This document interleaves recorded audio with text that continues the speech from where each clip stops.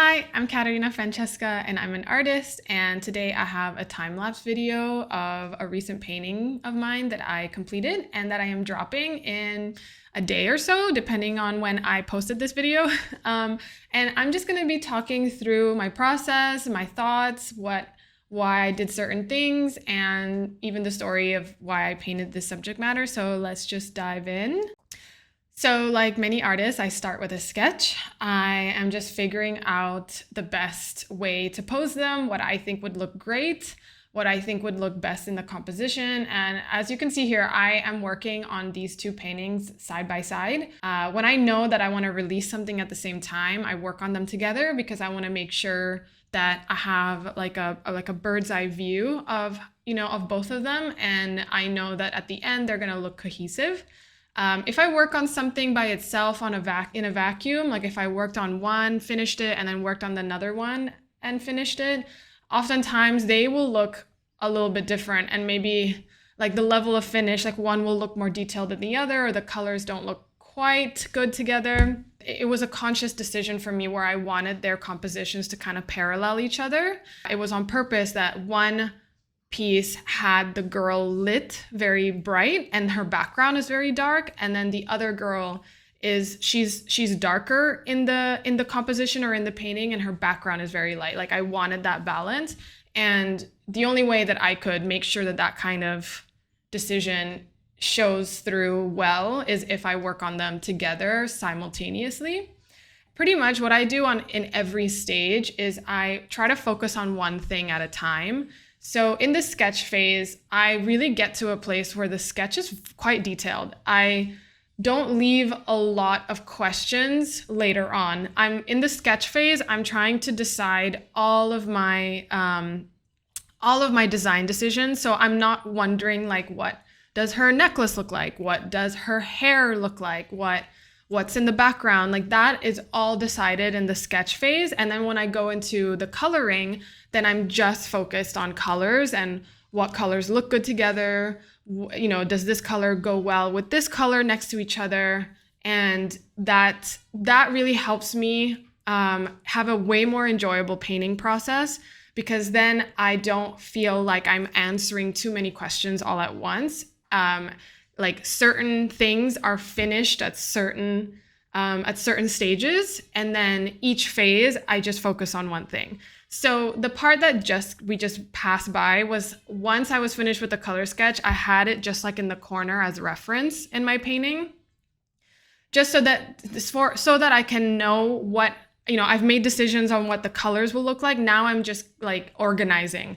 So I made every part of the painting its own layer. That way I can make adjustments really easily. If everything is its own layer, then like I can tweak different colors without having to make, completely paint over everything. Like here's what I'm doing again. Like I'm organizing it, making sure that like everything has its own layer, so that then I feel like the painting is ready for final rendering.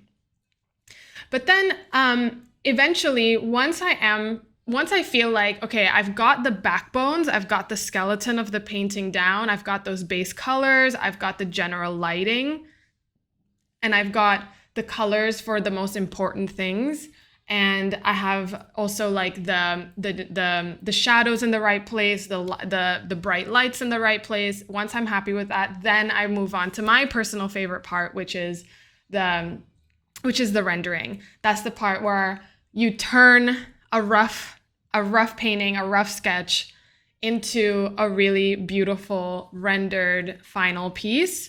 And this is the part for me that I think is the most meditative. I really can just like listen to some music, I can listen to a podcast, and I can just zone out, and I can just, move around the painting, different sections of the painting, and just add a little bit of detail, more and more and more, make things a little bit more defined. My favorite thing to do is always paint the face. So that's something that I start with, but then I don't stay there for too long. I'll move around the painting so that once again, that, things are kind of getting brought together at the same time.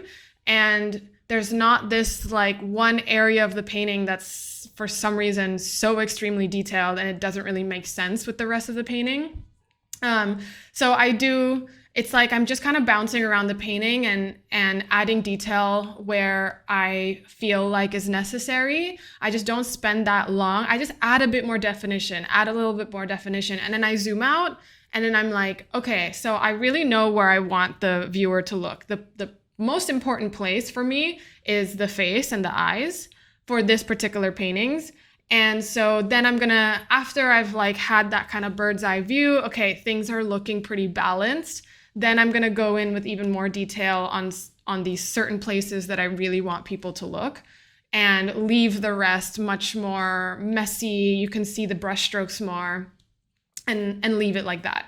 So that's generally my process for all of my paintings. It's sketch, color sketch, and then, kind of the backbones, everything in its own layer. After that, smoosh it all down and then just enjoy this meditative experience of painting different parts.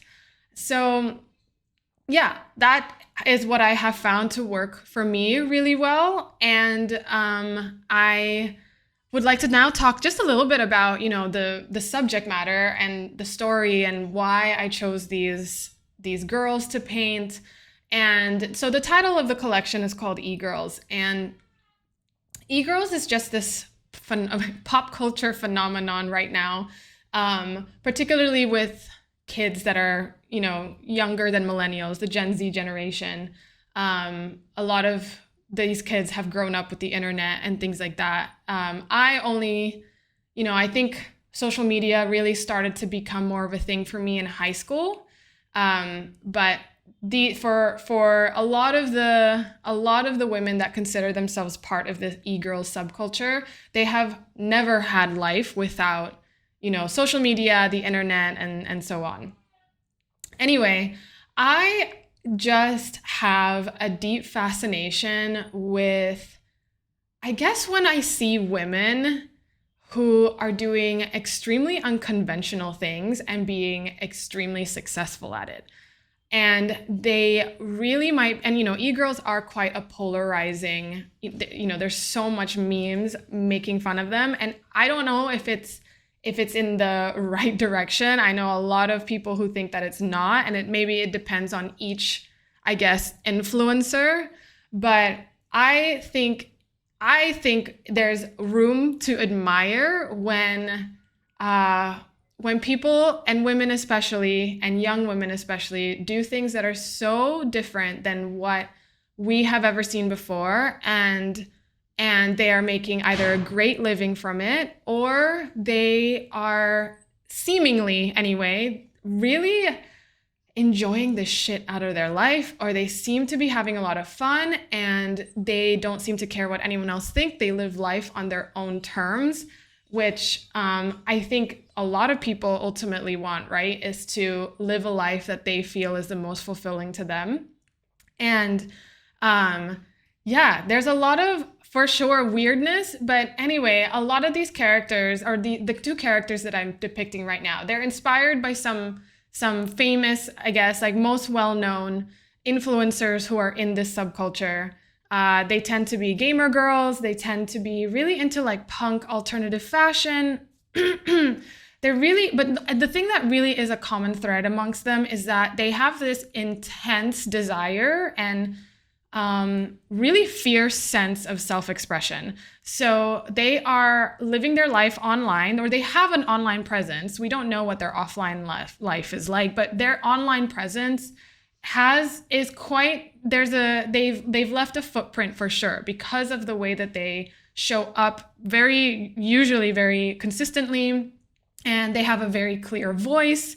They have a very clear sense of style, and they clearly have a passion for this creative fashion or creative self-expression, whether it's through art, whether it's through videos, whether it's through, reels that they're creating. And many of them have really gone viral, whether that's good or bad, but many of them have gone viral. And not only that, they've created an insane living, literally what what it looks like is they're just being either themselves or a version of themselves that seems to be having a lot of fun with fashion and self-expression. And I find that extremely fascinating. And I think there is definitely things to celebrate about it because of this, this perceived, what I perceive as a life of, self-expression and fulfillment. No one's life is perfect. I don't think that's the point of this, but it's just about, I just find it very, very cool when anyone, not just women, anyone is living a life that is for them and not for other people. So that is my little video about my two characters here. And thank you for watching, and I hope that was interesting to you. All right, bye.